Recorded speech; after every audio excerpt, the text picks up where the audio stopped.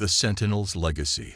The Galactic Federation survey vessel Astral Seeker drifted silently through the void, its sophisticated sensors probing the darkness ahead. Commander Lyra Voss stood on the bridge, her slender form silhouetted against the starscape. Her translucent skin, a characteristic of her Elysian species, pulsed with patterns of blue bioluminescence, a sign of heightened interest. "Report, Officer Tens," she said, her four eyes fixed on the main view screen.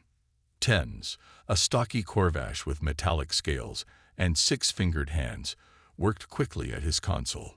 "Confirmation received, Commander. The anomaly is definitely artificial, a vessel of unknown design, approximately 3 kilometers in length. No recognized energy signatures, but—" He paused, rechecking his readings. "That can't be right." "Explain," commanded Lyra, her skin shifting to a deeper blue. "The environmental readings from the vessel's interior. They're extreme. Radiation levels alone would be lethal to most species within minutes. Atmospheric toxicity, temperature fluctuations, gravitational irregularities. The computer is classifying it as a Class 213 Death World environment." A murmur spread across the bridge. Class 213 was among the most hostile designations in the Federation's vast catalog. Environments so lethal that they required the most advanced protection technology, merely to survive for short periods. "A ship with Death World conditions?" Science Officer Mira asked, her tentacles writhing with excitement. The Octavian scientist moved closer to Tenz's station. "Fascinating. Perhaps some catastrophic failure of containment systems. Or it was designed that way," suggested Security Chief Talon, the avian Raptorian's feathers bristling. "As a defense mechanism." Commander Lyra considered the possibilities. "How old is this vessel?"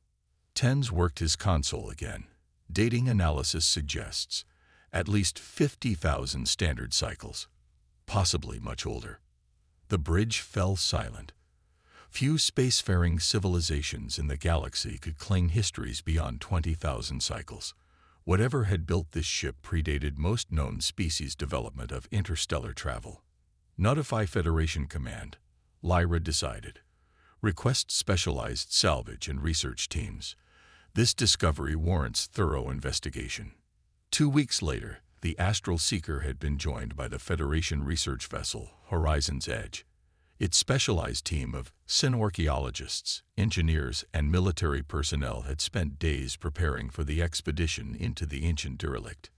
In the Edge's preparation bay, Commander Lyra watched as the 12-member boarding team underwent final checks of their environmental suits, the most advanced protection technology in the Federation. Each suit cost more than some small starships, layered with radiation shielding, atmospheric processors, and gravitational compensators. "Remember," cautioned Dr. Xolian, the Thulian expedition leader, his crystalline form glinting under the bay lights, "these suits will give you approximately 6 hours of protection in Class 213 conditions. At the first warning of system degradation, you return immediately." The team nodded solemnly. Death awaited those who treated such environments casually. As the boarding shuttle prepared to depart, Officer Tenz approached Commander Lyra. "Commander," he said quietly, "we're detecting something unusual from the derelict." "Define unusual," Lyra replied, her skin pulsing with concern. "Energy signatures that weren't present before." "And—" he hesitated. "Movement inside." The boarding team's shuttle docked with the ancient vessel, magnetic clamps securing it to the massive hull. Through the viewport, they could see the dark metal exterior, etched with unfamiliar symbols that seemed to absorb rather than reflect light. "Atmosphere is beyond toxic," reported Dr. Mira, monitoring her instruments. "Radiation levels exceeding safe parameters by a factor of 300. Gravitational fluctuations approximately 1.7 standard. Suits are compensating," confirmed Security Chief Talon. But Dr. Xolian was right. We shouldn't stay beyond 6 hours. The team cycled through the airlock, their powerful helmet lights cutting through the darkness of the vessel's interior corridor. The architecture was unlike anything in Federation records. Angles that seemed simultaneously too sharp and too curved, materials that defied immediate analysis. These markings, murmured Senolinguist Dr. Pax, studying the walls, they don't match any known language patterns. The team advanced cautiously through the massive ship, documenting everything. The corridors occasionally opened into vast chambers filled with machinery so alien in design that their purposes remained unfathomable. Everything bore the unmistakable marks of extreme age: dust, corrosion, damage from millennia of cosmic radiation. Yet as they penetrated deeper into the vessel, anomalies began to appear. "These sections look maintained," observed Engineer Krell, running a scanner over a junction box where power still flowed. "Some of these systems are operational." "That's impossible," protested Dr. Zolian. "Nothing could survive in these conditions for 50,000 cycles." A loud metallic clang echoed from somewhere ahead, freezing the team in place. Security Chief Talon immediately signaled for defensive positions, the team's weapons drawn and ready. "That was not random systems failure," he whispered. Another sound followed, rhythmic, almost mechanical. Then, astonishingly, what sounded like speech, words in no language they recognized. "We should retreat," suggested Dr. Pax. "Call for reinforcements." "No," countermanded Dr. Solian. "This could be first contact protocol. We need to investigate." The team advanced slowly toward the source of the sounds. They came to a massive doorway, partially open, with light, actual light, spilling out from inside. With a signal from Talon, the team positioned themselves around the doorway. The security chief counted down silently with his talons, then gave the signal. The team surged through the doorway, weapons ready. What they saw inside made them freeze in collective shock. The chamber was clearly the ship's bridge or command center. Ancient control panels lined the walls, many now active with blinking lights and displays. But it was the figures in the center of the room that held the Federation team transfixed. They were bipedal beings, approximately the height of an average Elysian, but with stockier builds. They wore what looked like simplified environmental suits, far less sophisticated than the Federation team's gear, with clear helmets revealing pink-skinned faces topped with various colors of fur. Their features were oddly flat with only 2 eyes and small nasal ridges. Most shocking of all, these creatures were working comfortably on the ship's systems, using tools to repair damaged components. One was even consuming some kind of liquid through a tube connected to their helmet. The aliens looked up as the Federation team burst in, but showed no sign of alarm, merely what appeared to be mild annoyance at the interruption. The tallest of them set down a tool and stepped forward. Inside its simple helmet, its mouth moved, producing sounds that the Federation team's translators struggled to process. Finally, the translation came through. "About time someone showed up. We've been expecting company sooner or later." The Federation team stood frozen in disbelief. Not only were these unknown aliens surviving in conditions that should kill most species instantly, but they were speaking casually as if the deadly environment was merely a minor inconvenience. "Who? What are you?" Dr. Zolian finally managed to ask. The creature made a gesture with its upper limbs that the translator didn't interpret. "Name's Commander Sarah Chen, Earth Alliance Special Projects Division." It pointed to the others. "That's Dr. Rodriguez, Lieutenant Kim, and the one drinking coffee is Major Okonkwo." "Earth?" Dr. Pax queried, frantically checking the Federation database implanted in his suit. "No record of this species or location in our archives." Commander Chen seemed unsurprised. "Yeah, we tend to keep to ourselves. Our system is outside your mapped territories, what you folks call the Void Reaches." "The Void Reaches?" exclaimed Dr. Mira. "Nothing survives there. The stellar radiation alone mold." "It's home," shrugged the human called Rodriguez. "A bit toasty for some species, I guess." Security Chief Talon advanced slightly, weapon still ready. "How are you surviving these conditions?" This is a Class 213 Death World environment. Your protection gear seems inadequate. The humans exchanged glances, and one of them, Kim, made a sound that the translator identified as laughter. This, Chen gestured at her suit. This is just standard hazard gear. Bit uncomfortable, but nothing special. As for the conditions, she shrugged again. Radiation's actually lower than some of our deep mining operations back home. Gravity's a bit light compared to Earth, actually. The Federation team struggled to process this information. These humans were casually dismissing conditions that required the most advanced protection technology in the Federation to endure for even short periods. Impossible, Dr. Xolian stated flatly. No carbon-based life form could evolve to withstand such environments. And yet, here we are, said Commander Chen, spreading her arms. Look, we can compare biology notes later. Right now, we have bigger concerns.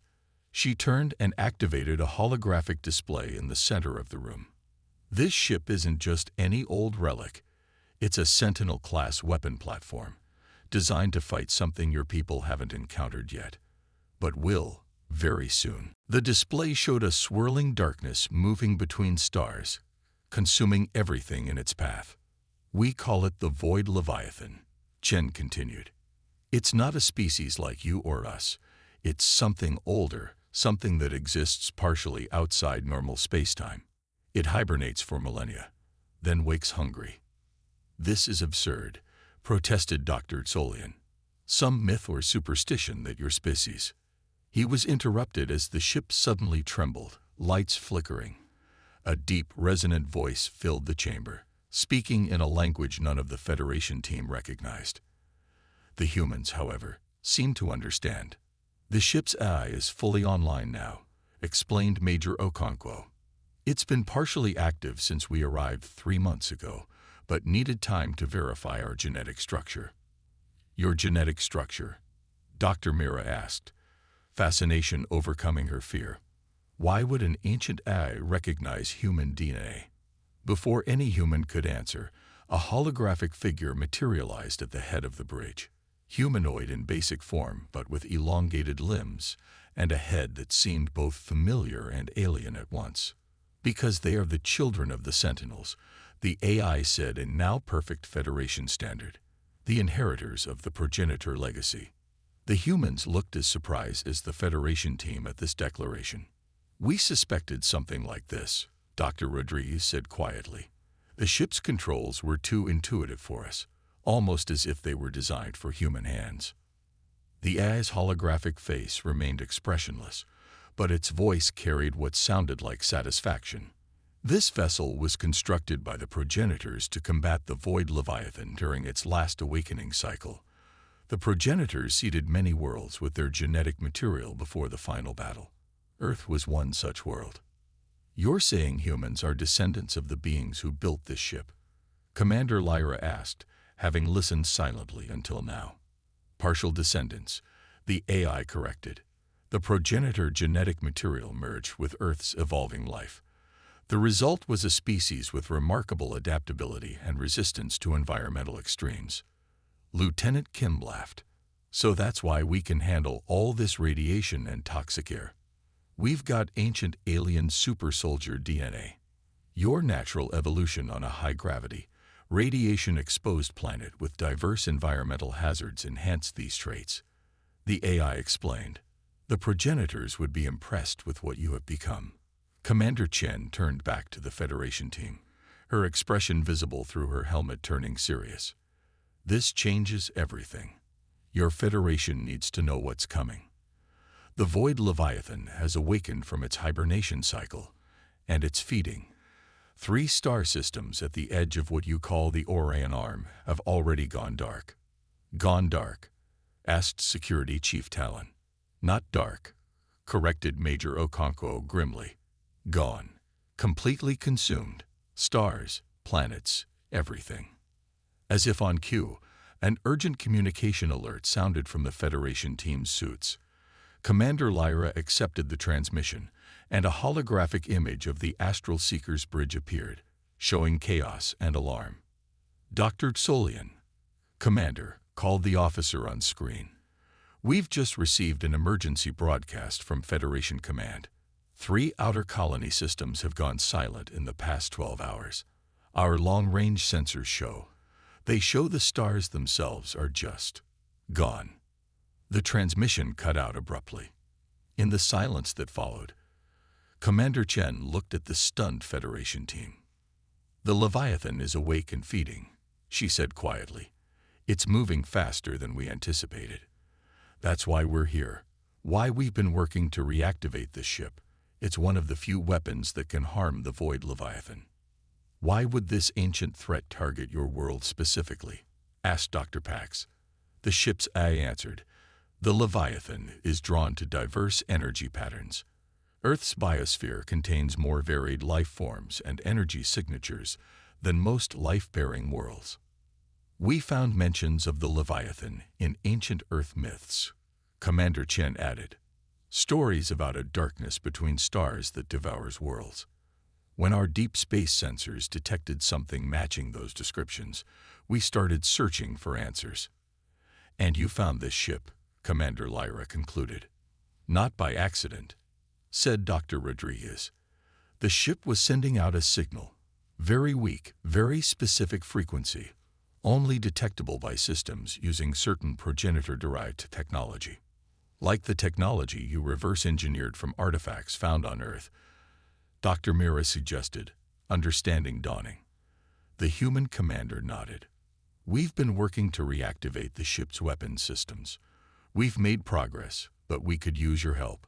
The Federation's technical expertise combined with our unique biological compatibility with the ship's systems might be our only chance. The Galactic Federation has millions of ships, advanced technology, thousands of member species," Dr. Solian argued. "Why should we believe this one ancient vessel is our best defense?" The AI's hologram gestured, and new displays showed the ship's weapon systems, strange, complex designs unlike anything the Federation used. "This vessel was specifically designed to combat the Void Leviathan," it stated. "Conventional weapons cannot harm it. It exists partially outside normal spacetime." A communication alert chimed from Lieutenant Kim's wrist device. She checked it and looked up at Commander Chen.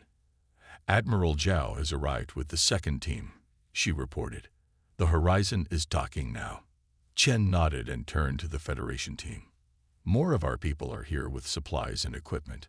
I suggest you contact your superiors and arrange for proper diplomatic channels." This just became a formal first contact situation in the middle of an extinction-level emergency. Commander Lyra stepped forward. "This vessel falls under Federation jurisdiction according to Statute 7 of the Cosmic Preservation Act. We cannot simply allow an unknown species to—" "With all due respect, Commander," Chen interrupted, "we already have control of it. The ship's AI recognizes us as the rightful inheritors. But we're not looking to fight you. We want to work together." "Why?" asked Security Chief Talon suspiciously. "Because the Void Leviathan doesn't care what planet you're from," Chen replied simply. "It'll consume everything in its path. Earth, your Federation worlds, everything. We need each other."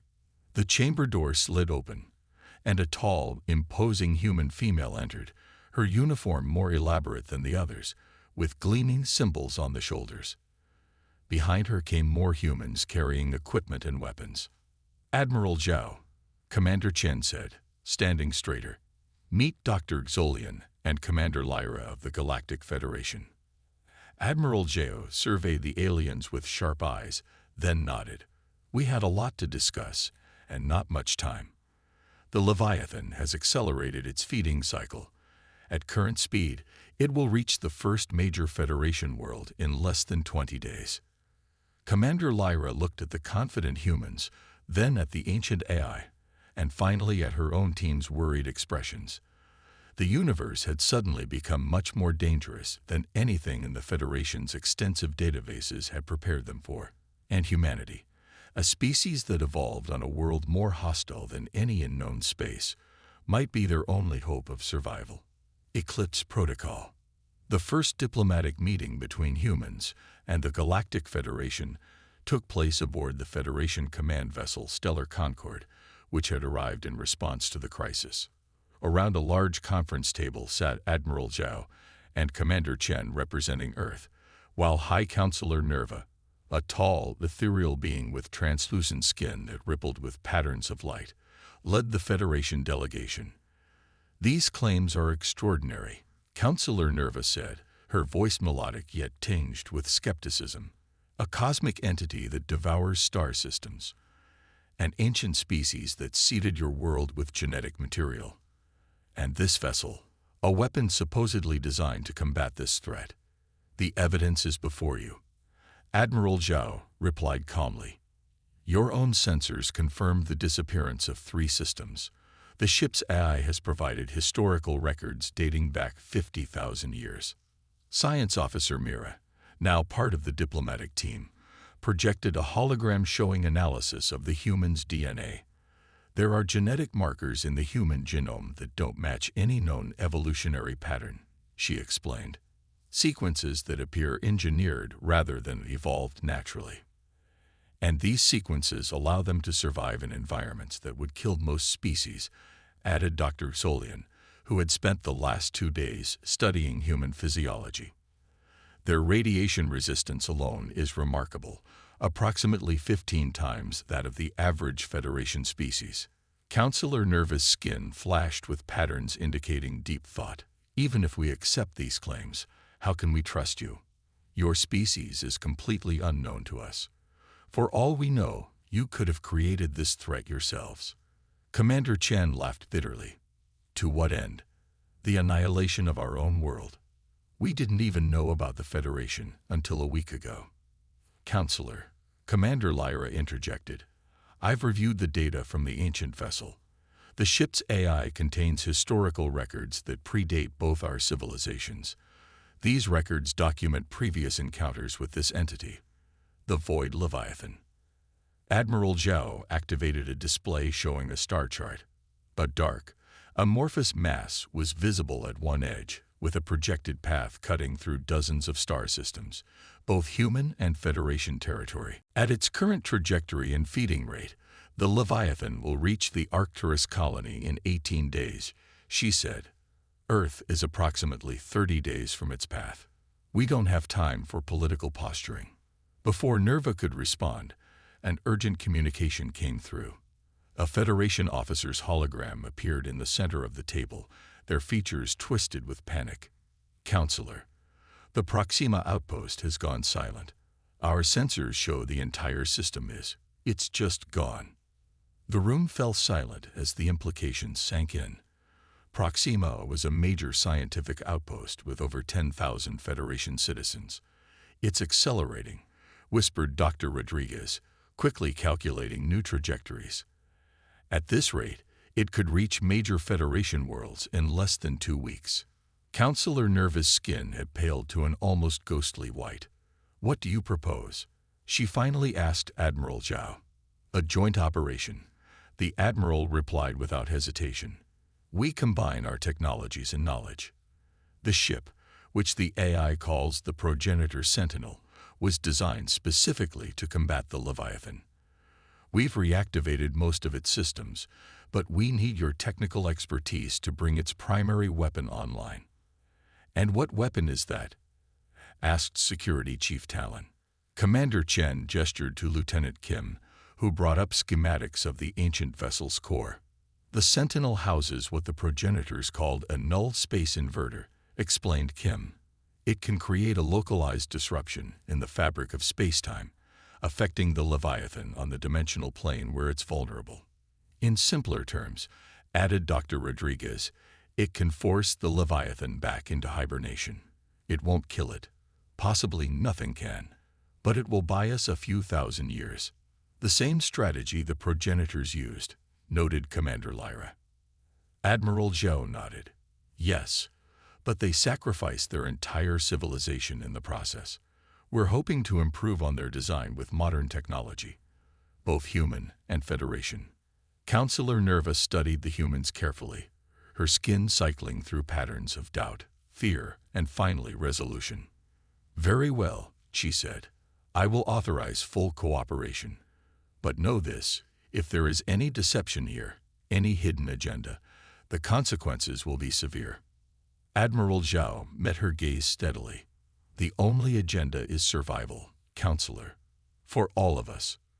Over the next 10 days, the ancient vessel Progenitor Sentinel became the center of frantic activity.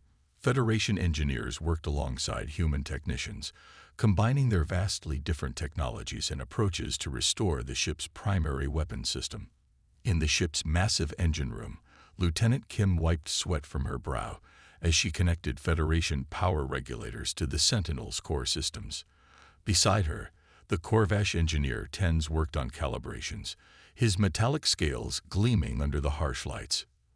"Your species continues to confound me," Tens admitted, watching Kim work without the heavy environmental protection the Federation engineers required. "You operate in these conditions with minimal protection, yet show no signs of radiation poisoning or atmospheric toxicity." Kim smiled, continuing her work. "We've had to adapt to harsh conditions throughout our history. Earth isn't exactly a garden paradise like your homeworld." "So I've heard," Tens replied. "Your planet's gravity is 1.7 standard, has extreme temperature variations, natural radiation zones, and toxic regions. By Federation standards, it would be classified as a death world." Kim finished for him. "Yeah, we've figured that out from your database. Turns out we're the scary space aliens who evolved on a death planet." Before Tens could respond, the ship trembled violently. Warning alarms blared throughout the vessel. "What was that?" Kim demanded, steadying herself against a console. The ship's AI materialized beside them. "The Void Leviathan has consumed the Deniv system. It is now approximately 4.3 light-years from our position and accelerating." "Deniv? That's a major Federation hub with billions of inhabitants." Tens exclaimed in horror. "We're running out of time," Kim said grimly. "Tell Admiral Zhao and Counselor Nerva we need to meet. Now." In the command center, the mood was tense as Federation and human leaders gathered around the tactical display. The dark mass representing the Leviathan had grown substantially, now covering what had once been 12 star systems. "The situation has escalated beyond our worst projections," Admiral Zhao stated bluntly. "The Leviathan is consuming systems faster with each feeding. At current rates, it will reach the Federation's core worlds in less than a week." "What about the weapon?" demanded Counselor Nerva. "You promised us a solution." Commander Chen stepped forward. "The null space inverter is operational, but there's a problem. The power requirements are exponentially higher than the progenitors calculated. We can't generate enough energy to affect something that's grown this large." "So it was all for nothing," Nerva said bitterly. "Not necessarily," interjected Dr. Rodriguez. "We've been analyzing the progenitors' final battle. They used their homeworld's star as an amplifier, channeling its energy through the inverter." "You're suggesting we sacrifice a star system?" asked Commander Lyra, horrified. "No," Admiral Zhao said firmly. "We have another option." She nodded to Major Okonkwo, who brought up a new schematic. "This is Eclipse Protocol," the Major explained. "Instead of trying to affect the entire Leviathan at once, we create a focused disruption at a specific point in its structure, what we believe is its center of consciousness." Dr. Solian studied the plan with growing interest. "A surgical strike rather than overwhelming force. But how do you plan to locate this central consciousness within such a vast entity?" "That's where we need your help," Admiral Zhao said, turning to Counselor Nerva. "The Federation's quantum detection arrays are more sensitive than anything we've developed. If we integrate them with the Sentinel's targeting systems, you want us to place our most advanced technology in your hands?" Nerva asked incredulously. "I want us to work together to save both our civilizations," Zhao replied evenly.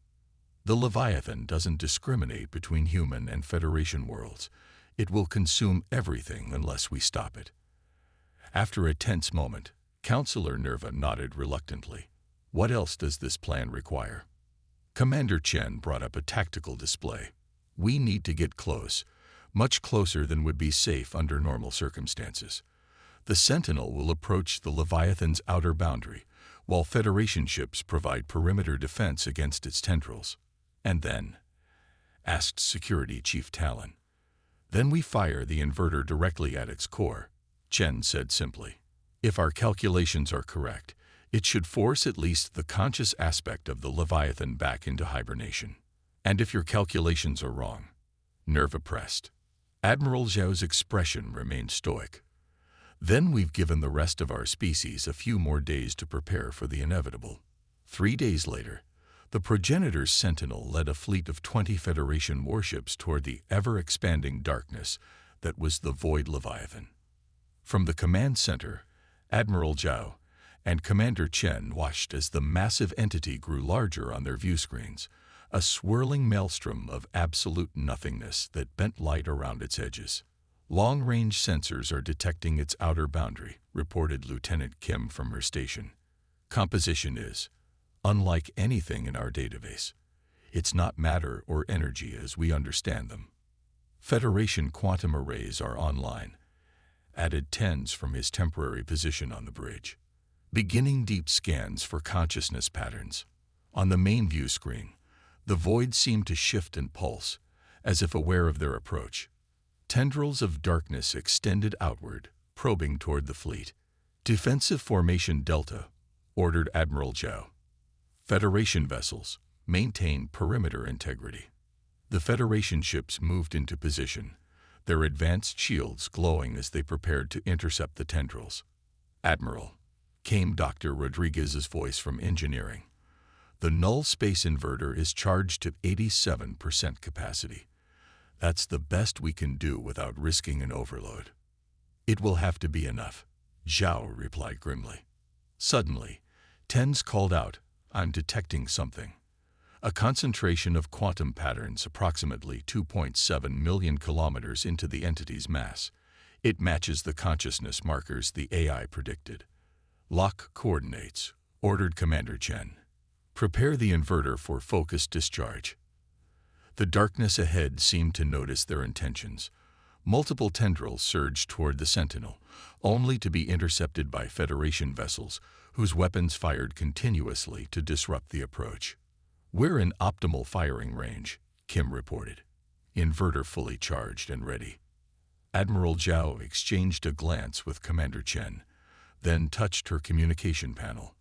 All Federation vessels, prepare for immediate withdrawal on my mark.